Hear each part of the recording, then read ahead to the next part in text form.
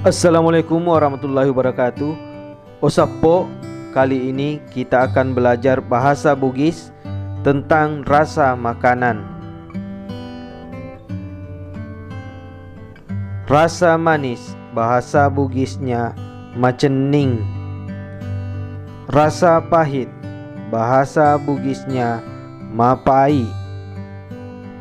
Asam, bahasa Bugisnya makeci atau macuka. Pedis, bahasa Bugisnya mapese. Tawar, bahasa Bugisnya makeme.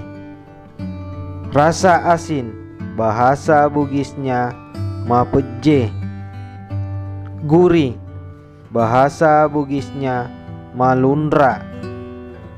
Sedap, bahasa Bugisnya mawale. Getir, bahasa Bugisnya mapeke atau makete. Terima kasih.